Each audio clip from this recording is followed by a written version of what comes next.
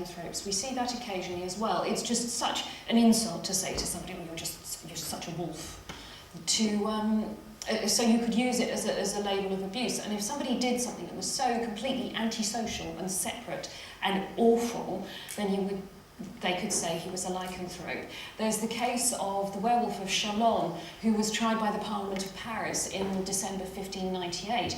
Now, the thing about the Werewolf of Chalon was that he was actually a tailor, but they found a cask of bones in his shop, and these casks of bones turned out to be the bones of children. He was a serial killer. Unfortunately for us, the judges ordered the trial records to be burned. They were so appalled by this. So we will never know. We'll never know whether or not they actually thought he changed into a wolf, or whether they were just using this as to describe an absolutely undescribable and dreadful crime.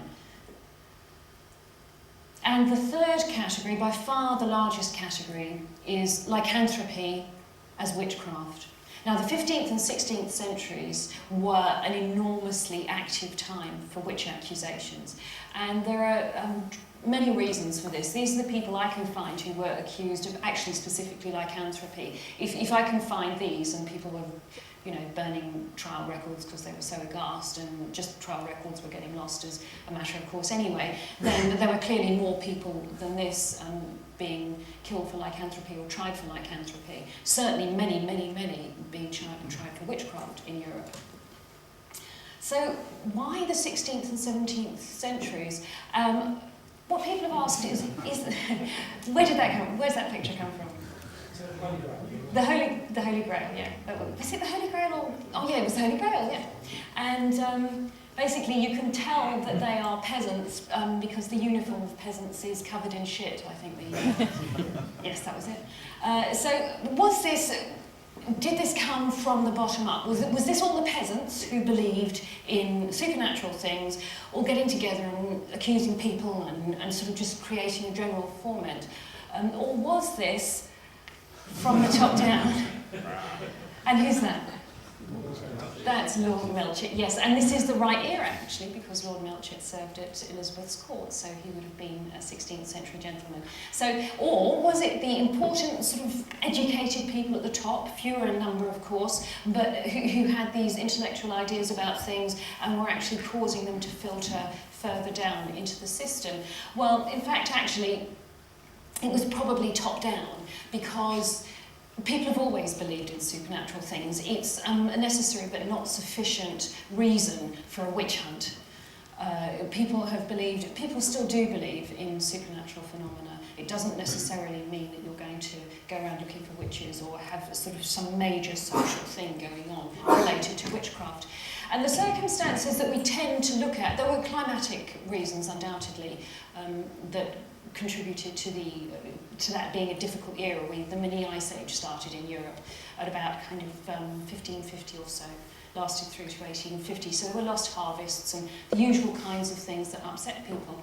But in general, something worth looking at is the fact that the Inquisition had been set up in response to Catharism, and it went through several phases. The Dominicans were left without a mission. And once a very wise friend of mine said that if you've got a hammer, everything sure starts to look like a nail. And so the Dominicans were there with their heresy hammer and the possibility that they were going to be left with nothing to do.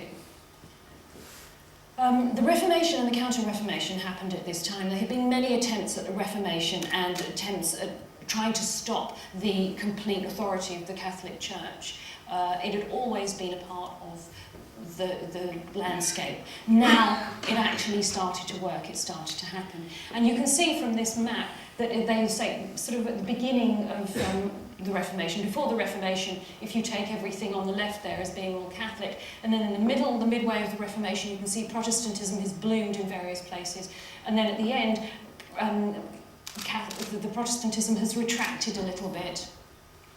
And so you can see these liminal areas, which must have been very interesting for 150 years or so, during that phase in which the Reformation was officially reckoned to have actually happened, where things were changing all the time, perhaps more than once or twice.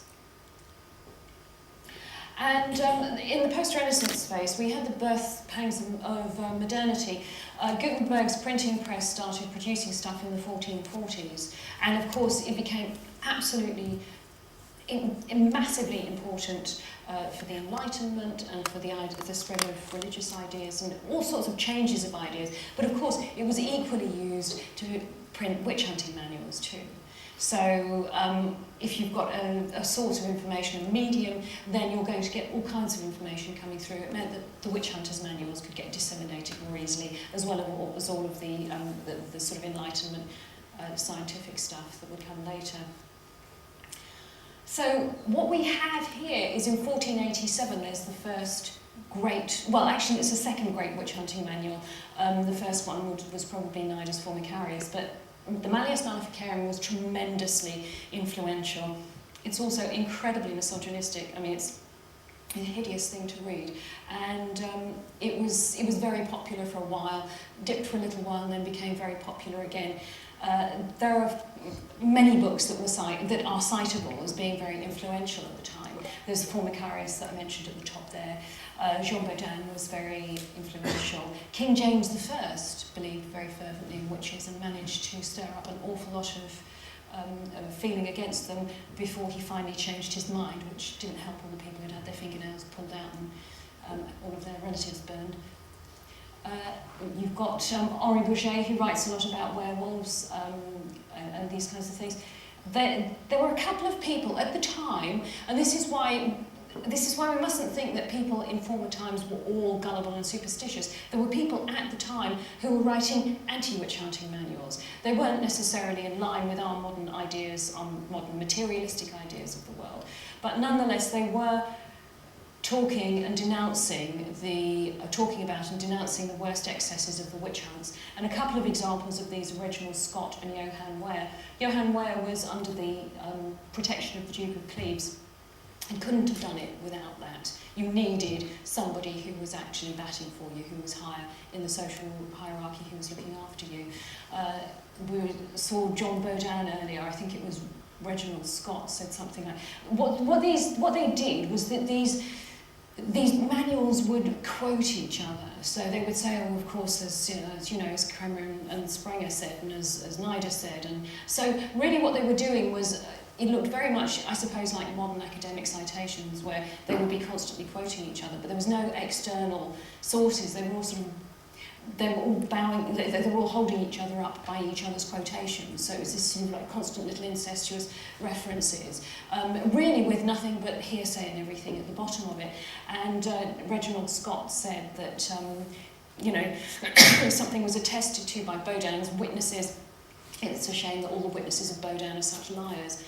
So they were being really snarky about each other at the time, and there were people going against witchcraft, but it really did depend on the area that you were in as to whether or not you happened to find yourself in a place where witchcraft was being prosecuted and being believed in.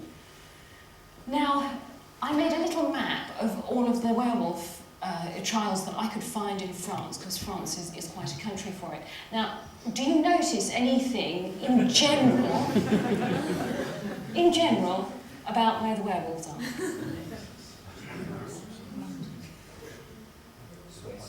Are they all Swiss? Yeah, those Swiss, they're up to everything, aren't they?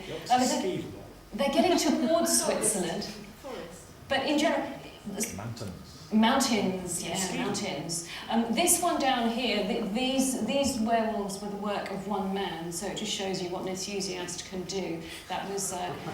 he was just very, very... enthusiastic witch hunter, God love him. And that one up there is a total aberration, really. But apart from that, you've got these going off towards Switzerland. They're all in the mountains, and the thing is that it's a matter of using whatever motifs and themes that you have in your environment to express the worst evil that you have. There's not much point talking about wolves to somebody who, at the time, lived in England, because it was... They knew what wolves were, but they would probably have gone their whole lives without actually seeing one. That certainly didn't mean anything to them, whereas people in mountains can represent evil as wolves very easily, because the wolves probably were coming down and nicking their livestock during cold winters. You can see here, this guy says, for goodness sake, man, snap out of it, we're not aliens from outer space, we're pixies from the garden. Is that so difficult to understand? So this man clearly has just suffered from a bout of sleep paralysis, and he's mistaken it for alien intrusion, which people do. And the pixies are putting him right, because as we all know, pixies cause sleep paralysis. Does everybody know about sleep paralysis? Anybody doesn't? No, so you know you can have some pretty hideous and compelling supernatural experiences, and that they have been ascribed to various supernatural creatures over the centuries. So just remember, it's the pixies.